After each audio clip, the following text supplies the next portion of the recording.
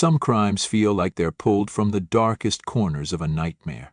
And this one, Alan Lewis Meyerhofer's, is one of those crimes. So disturbing, and most heartbreaking part is that it happened for real.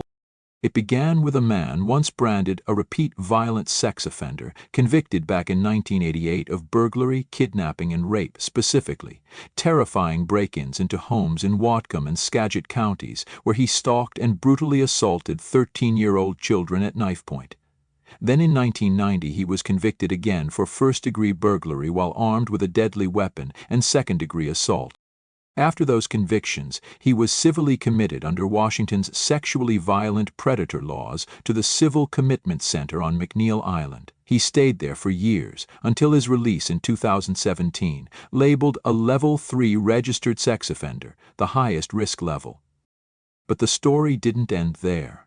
After his release, he didn't fade into a different life. Instead, he turned to modern means of abuse, befriending teenage boys in the Skagit County area, inviting them over with gifts such as food, clothing, alcohol, cash, and marijuana. One of those boys borrowed Meyerhofer's phone and discovered something horrific.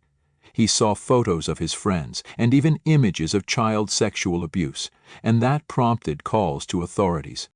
He was arrested in March 2021, and his devices were seized, revealing a disturbing online operation including administering a Telegram group devoted to child sexual exploitation, grooming minors, and even arranging pedophilic connections between offenders and children.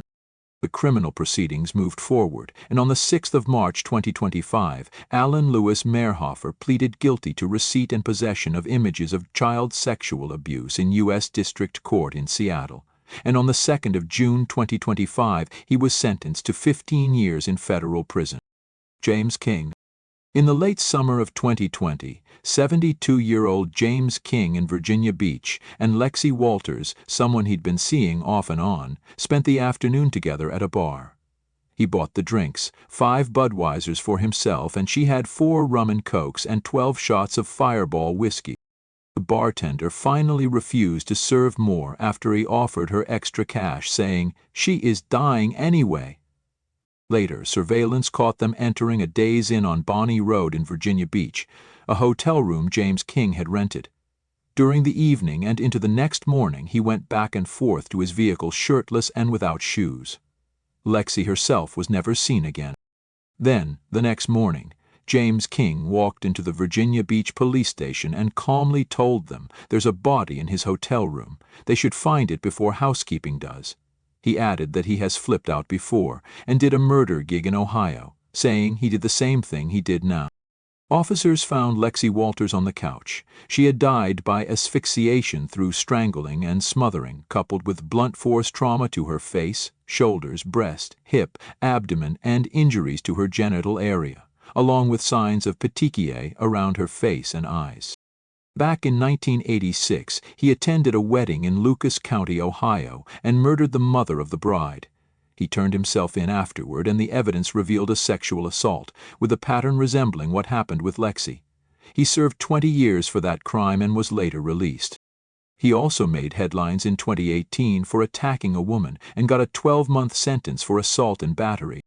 For the death of Lexi, James King was found guilty of first-degree murder and object sexual penetration and first-degree murder while committing object sexual penetration.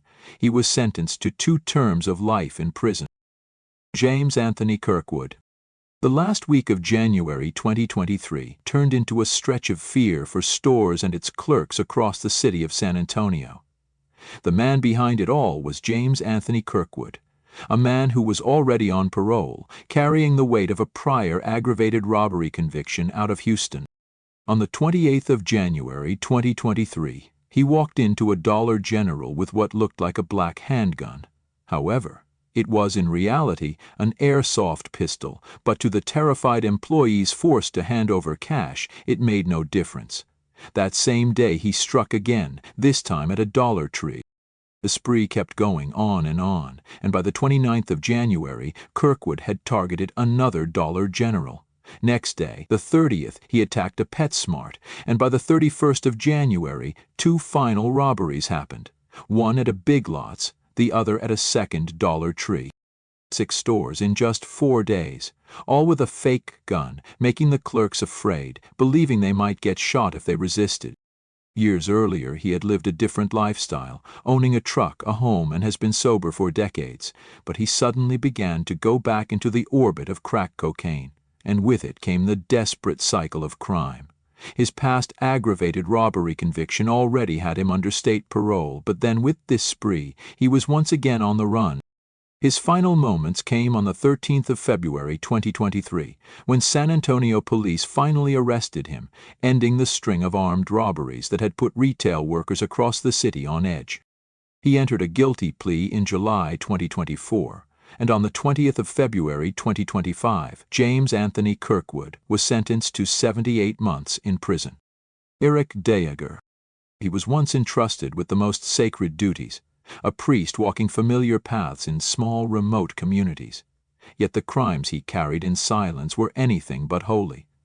77-year-old Eric Deager was a former Oblate Catholic priest, facing a bad past that stretched back decades, beginning with his initial convictions in 1990, when he was sentenced to 5 years in prison for the rape of 8 children. He fled abroad in 1995, seeking refuge in Europe and settling inside Lourdes, a town in France, then Belgium, in a community of Oblate fathers in Landen, but was discovered when a Belgian journalist revealed he had lost his Belgian citizenship upon becoming Canadian in 1977. Without a valid visa, he was expelled back to Canada in January 2011. Back in Canada, in the city of Iqaluit in 2015, he was convicted once more, this time for deadly sexual assaults committed between 1978 and 1982 against Inuit children in Iqaluit. He received a 19-year sentence for attacks on 22 victims aged between 4 and 18.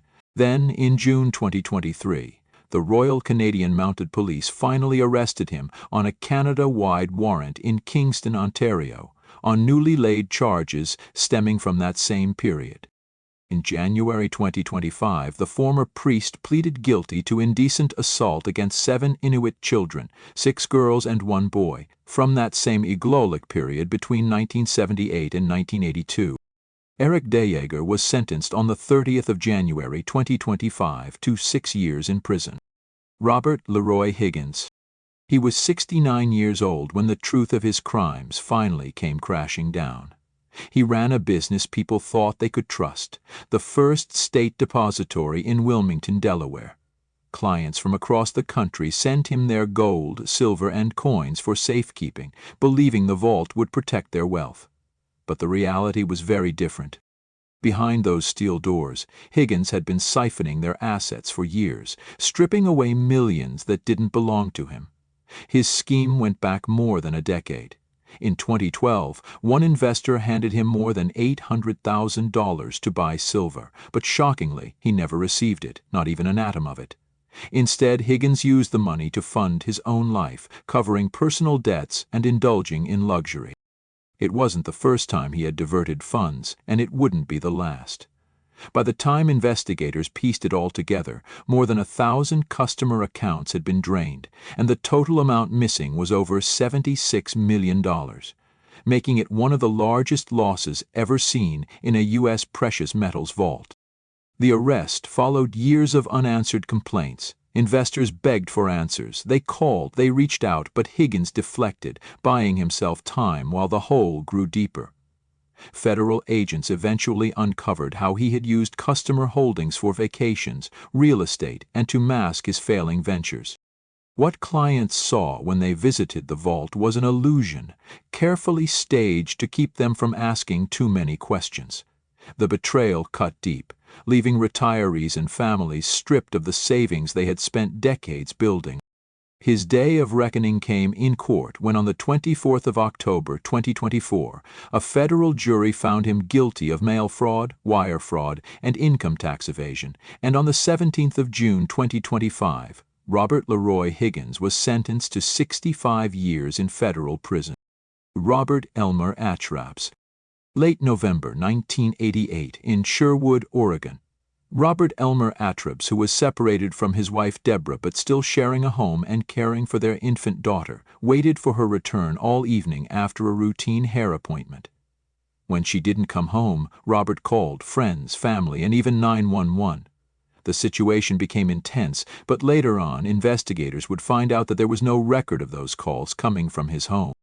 Then on the 1st of December, her car was found on a quiet, dead-end road in Beaverton. Her license plates were missing, the windows were wind down and frozen, they found her keys on the seat, and inside the trunk of the car they found Deborah laying stiff, strangled, and her coat and heels were stained in mud.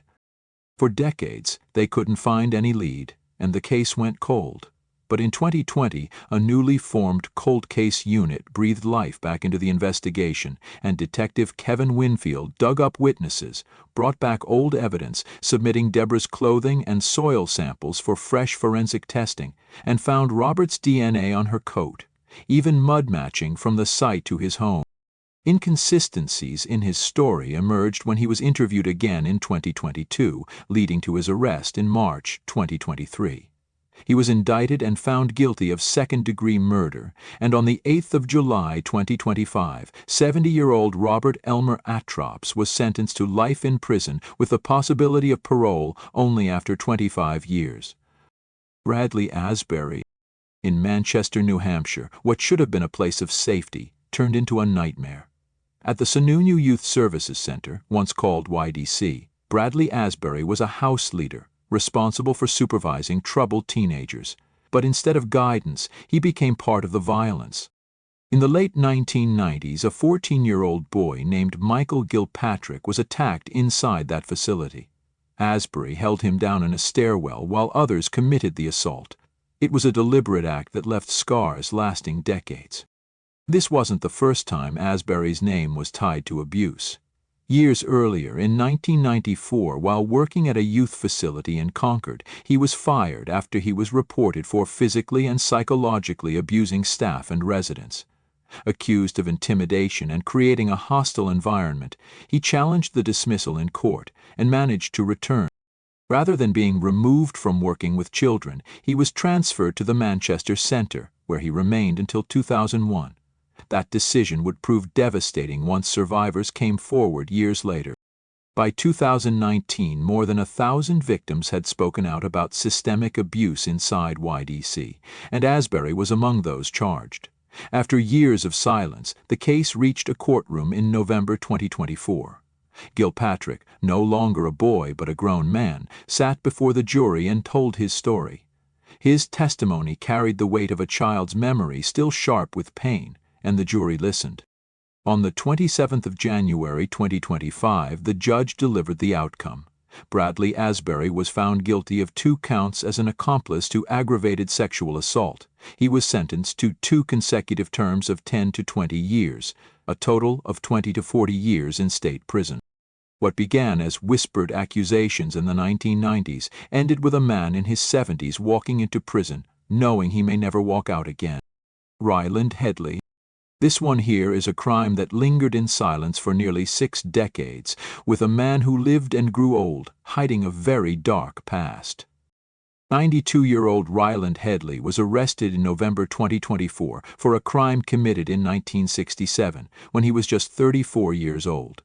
He was linked through DNA and palm print evidence to the brutal rape and murder of 75-year-old Louisa Dunn, who had lived alone in her home on Britannia Road in Easton, Bristol. Not only did he sexually assault her, he strangled and asphyxiated her, pulling life from a woman that was utterly vulnerable. He went undetected, even as police canvassed nearly 20,000 men in the area, until a cold case review in 2023 reopened the evidence. Dunn's clothing, preserved for decades, revealed DNA that was 1 billion times more likely to belong to Headley, and a palm print on her window matched his too. He was tried in June 2025 at Bristol Crown Court, where he pleaded not guilty, but jurors heard the DNA finding along with testimony, written statements from neighbors who recalled muffled screams, and expert forensic opinion. He was found guilty of both the rape and the murder of Louisa Dunn, and on the 1st of July 2025, Ryland Headley, at 92 years old, was sentenced to life imprisonment with a minimum term of 20 years. Bob Menendez.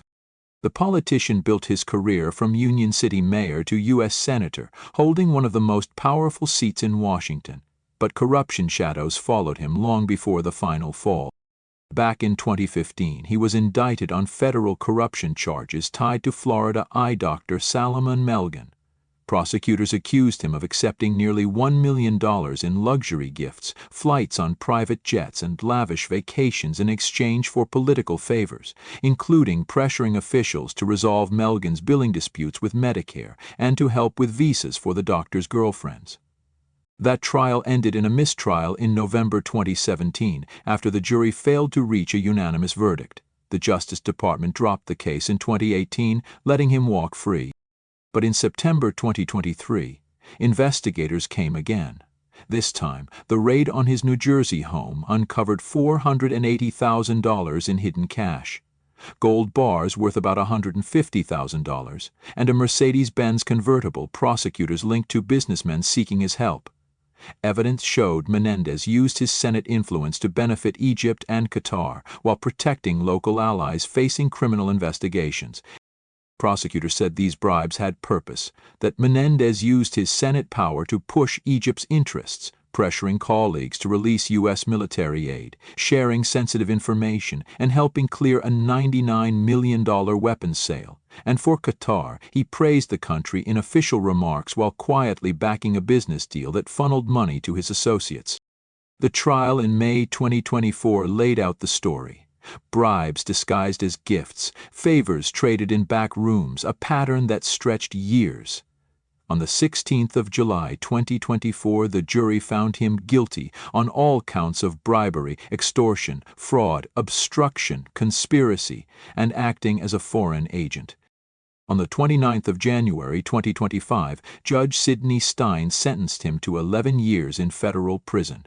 Menendez immediately reported to the Federal Correctional Institution in Schuylkill before being transferred in July 2025 to the low-security Federal Correctional Institution in Allenwood, where he now serves his time. George Kenneth Orton, Jr. In Richardson, Texas, George Kenneth Orton, Jr., then 80 years old, stood accused not for the first time in his life, but for something way more unbelievable that broke trust and shocked a community. Court files show that in 2020, Orton sexually abused a 7-year-old girl on 2 separate occasions, and nobody even knew anything about it until about 3 years later that a relative reported the abuse, and the wheels of justice began turning again. Law enforcement agents carried out a search of Orton's home in Richardson and discovered hidden evidence. They found a USB drive and 2 laptops containing child sexual abuse materials, proof of a crime that had been hidden in plain sight. Weeks later, in October 2024, the case landed before a jury, and after just over 2 days of deliberation, they found him guilty on 2 counts of sexual exploitation of a child. That on the 14th of May 2025, he was sentenced to 720 months in federal prison, that is, consecutive maximum terms of 360 months on each count. Draymond Everett Holmberg. Once a beloved educator and Republican state senator from North Dakota, serving for over 45 years under the steady name Ray Holmberg. In October 2023, Holmberg, also known by the alias Sean Evans, stood accused of child sex tourism and receipt of child pornography, having journeyed repeatedly from Grand Forks to Prague between 2011 and 2016 to engage in illicit sexual acts with minors, and of receiving illegal images between November 2012 and March 2013. The story grew darker as court documents revealed a man who for decades leveraged his authority, first as a guidance counselor and later as a longtime legislator, to groom and exploit vulnerable young men and boys, including students and staff. Emails described trips to Prague as corrupt escapes, referring to boys as twinks, and included lines like, "If you think I travel thousands of miles to have sex with a 16-year-old, you'd be right." All the while, victims close to home shared troubling stories, from grooming at school to manipulative exploitation within his political circle. He was indicted, and on the 8th of August 2024 he pleaded guilty, admitting to traveling in foreign commerce with the intent to engage in illicit sexual conduct. Weeks later, on the 26th of March 2025, Ray Holmberg was sentenced to 10 years in federal prison. That same day, U.S. District Judge Daniel Hovland, calling the actions egregious and despicable, imposed the sentence well above the federal guidelines and ordered that Holmberg be registered as a sex offender. Joseph Chuba. On the 14th of October 2023, in Plainfield, Illinois, when the landlord, once familiar to his tenants, knocked on the door of Hanan Shaheen. When she opened, what followed changed lives forever. Joseph Chuba, motivated by extremist fears tied to the erupting war in the Middle East, attacked her in her home. He stabbed her more than a dozen times. She escaped while bleeding, barricaded herself in the bathroom, and dialed 911. But it didn't end there. He moved into another room and brutally stabbed her 6-year-old son, Wadia Al-Fayoum, 26 times. Wadia died right on the spot. They were his tenants, and surprisingly had a good relationship. He was the quiet landlord who once built Wadia a treehouse and let him use a pool. But after the Hamas-Israel conflict flared out on the 7th of October, something shifted. In early 2025, the trial took place, and over a few days the court heard Hanan's emotional testimony, replayed the 911 call, and saw police footage and graphic crime scene evidence.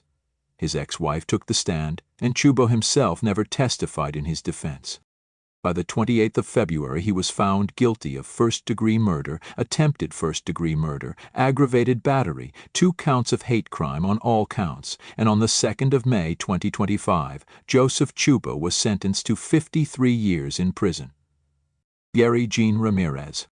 On a late summer night in Sunnyvale, California, 15-year-old Karen Stitt just got home from a date with her boyfriend and was dropped off at a bus stop near El Camino Real and Wolf Road shortly after midnight on the 2nd of September 1982. By sunrise the next day, a delivery driver found her body, naked, sexually assaulted, and stabbed 59 times. Her wrists were bound with her own shirt, and she was hidden behind a blood-stained cinder block wall. She had been raped and stabbed in such brutality that shocked the community, yet for years the case went cold. The investigation revealed only too little until the early 2000s, when DNA testing showed it wasn't her boyfriend who killed her. But still no new leads were found. Then, in 2019, a tip directed Detective Matt Hutchison toward one of 4 brothers in Fresno, sparking a patient modern hunt using genetic genealogy. A breakthrough came when in April 2022, investigators matched DNA from a child of Gary Jean Ramirez, pointing to him as the likely culprit. 4 months later, in August 2022, on the Hawaiian island of Maui, Makawao specifically, the authorities found Ramirez, then 75 years old, living quietly. He was arrested and soon extradited to Santa Clara County, California. Gary Jean Ramirez was sentenced in May 2025 to life in prison with the possibility of parole after 25 years. William Capps Sr. is 71-year-old William Capps Sr. from the small town of Brethren in Michigan, carried a history darkened not by recent accusations, but by events frozen in time between 1992 and 1995. In those years, when an innocent child, just 6 to 8 years old, was subjected to unspeakable abuse, the pain was kept secret for nearly 3 whole decades. It wasn't until 2023 that the voice that has long been silenced decided to speak up. That courageous act of coming forward started a careful, compassionate, and, ultimately, decisive investigation led by Detective Jacob Bielski of the Sheriff's Office. In an interview with the police, Capps made statements that would later be described as incriminating. The victim, now an adult woman, came forward and gave testimony, recounting events that had shaped her life in ways words can barely capture. On the 22nd of May, 2025, William Capps Sr. was found guilty of first-degree criminal sexual conduct with a child under 13. He was sentenced on the 7th of July to 8 to 20 years in prison. If you enjoyed this and want to see more interesting videos, I'm going to be posting every day on this channel. I would really appreciate it if you like and subscribe. Thank you very much.